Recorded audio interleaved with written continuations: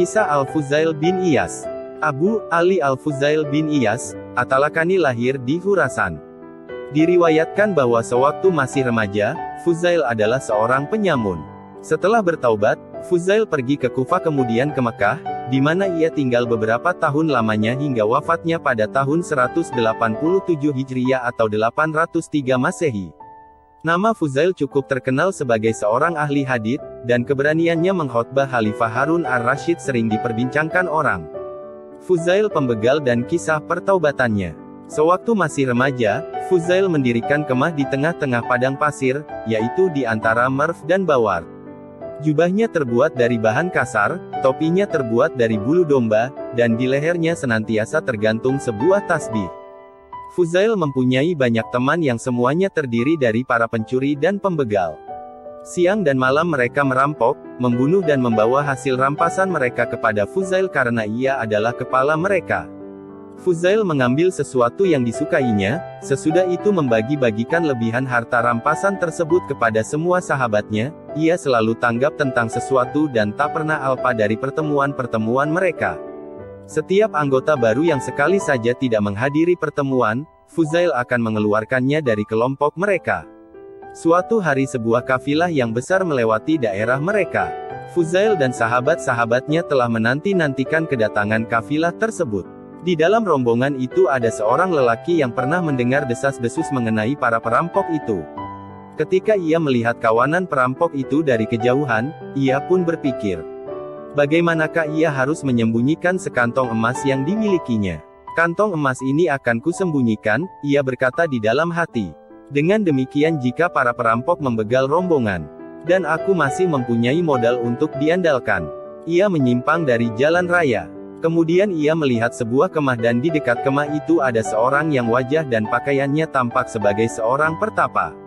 Maka kantong emas itu pun lalu dititipkannya kepada orang itu yang sebenarnya adalah Fuzail sendiri. Taruhlah kantongmu itu di pojok kemahku, Fuzail berkata kepadanya. Lelaki itu melakukan seperti yang dikatakan Fuzail. Kemudian ia kembali ke rombongannya, tetapi ternyata mereka telah dibegal oleh kawanan Fuzail. Semua barang bawaan mereka telah dirampas sedang kaki dan tangan mereka diikat. Lelaki itu melepaskan ikatan sahabat-sahabat seperjalanannya. Setelah mengumpulkan harta benda mereka yang masih tersisa, menyingkirlah mereka dari tempat kejadian itu. Lelaki tadi kembali ke kemah Fuzail untuk mengambil kantong emasnya. Ia melihat Fuzail sedang berkerumun dengan kawanan perampok dan membagi-bagikan hasil rampasan mereka. Celaka, ternyata aku telah menitipkan kantong emasku kepada seorang maling, lelaki itu mengeluh. Tetapi Fuzail yang dari kejauhan melihatnya, memanggilnya dan ia pun datang menghampiri. Apakah yang engkau kehendaki? Lelaki itu bertanya kepada Fuzail.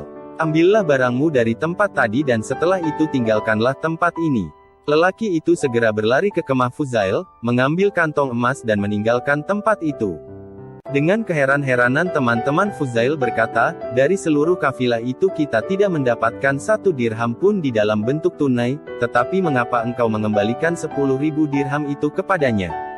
Fuzail menjawab, ia telah mempercayaiku seperti aku mempercayai Allah akan menerima taubatku nanti. Aku hargai kepercayaannya itu agar Allah menghargai kepercayaanku pula.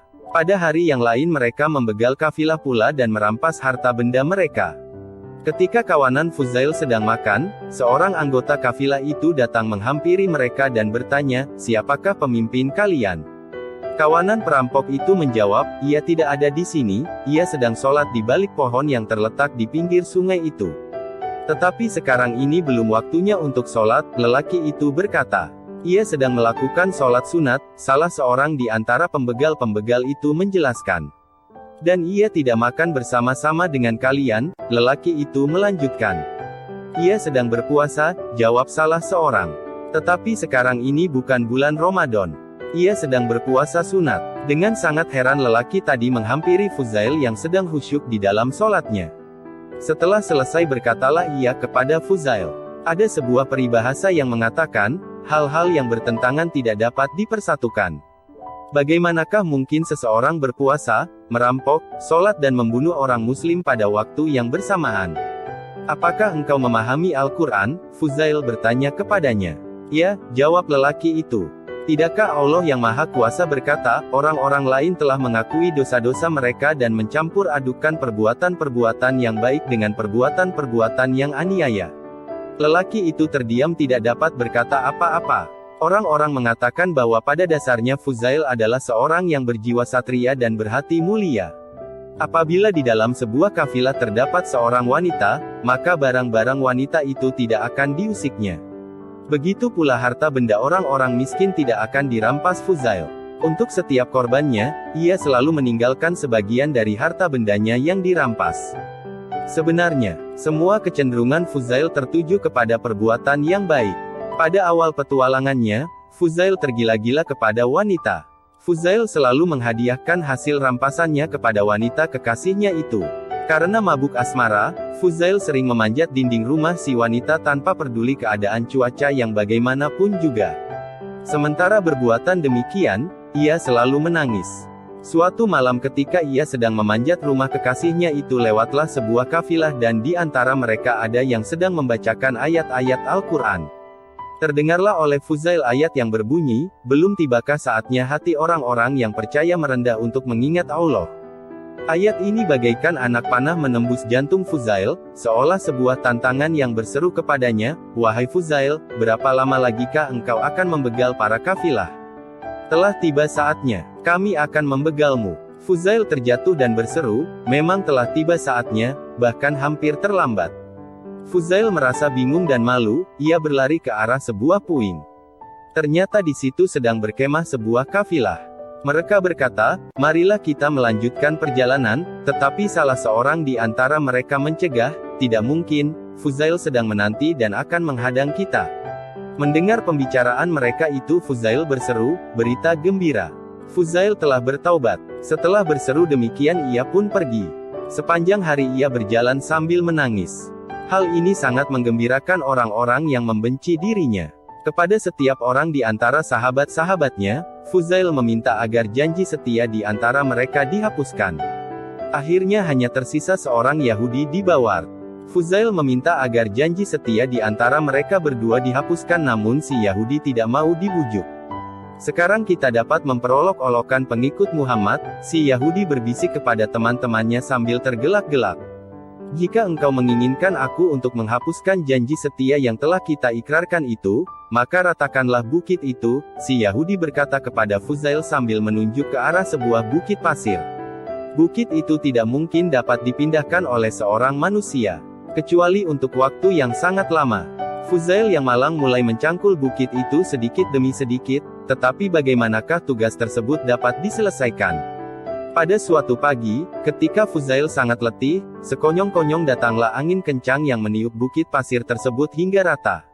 Setelah melihat betapa bukit pasir itu telah menjadi rata, si Yahudi yang sangat merasa takjub itu berkata kepada Fuzail, sesungguhnya aku telah bersumpah, bahwa aku tidak akan menghapuskan janji setia kita sebelum engkau memberikan uang kepadaku.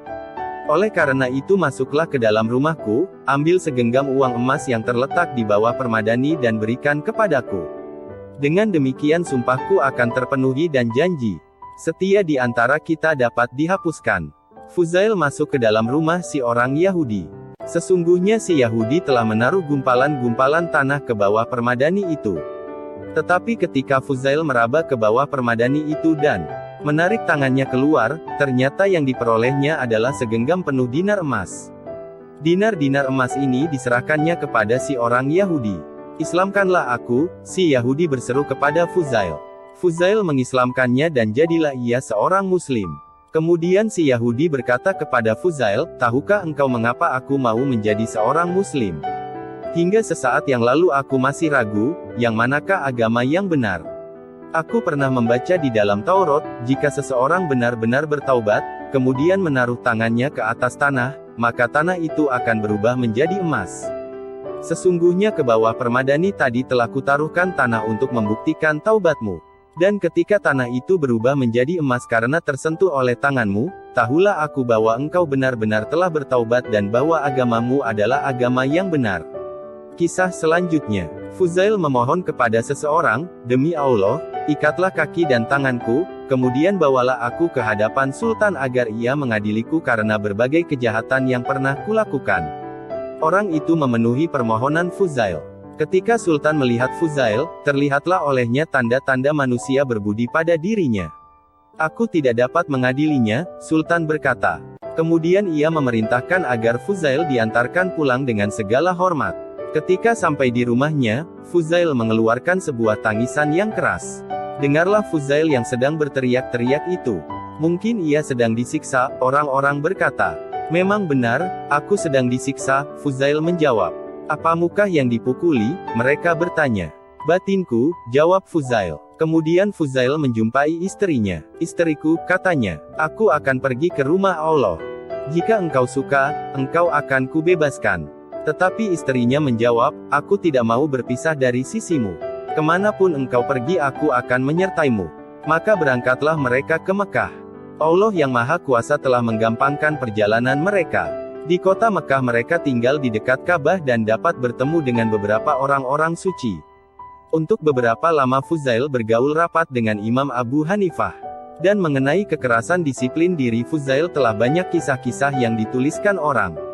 Di kota Mekah ini terbukalah kesempatan bagi Fuzail untuk berkhotbah dan penduduk kota senantiasa berbondong-bondong untuk mendengarkan kata-katanya.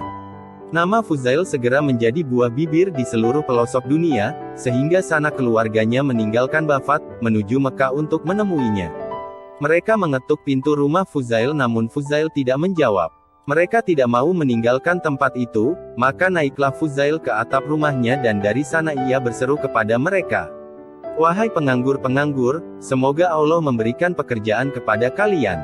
Berkali-kali Fuzail mengucapkan kata-kata pedas seperti itu sehingga semua sanak keluarganya menangis dan lupa diri. Akhirnya karena putus asa untuk dapat bercengkerama dengan Fuzail, mereka pun meninggalkan tempat itu. Fuzail masih tetap di atas atap dan tidak mau membukakan pintu rumahnya. Gimana tanggapan Anda tentang kisah ini? Oh ya, jangan lupa subscribe dan ketuk loncengnya, agar bisa mengikuti kisah-kisah update terbaru.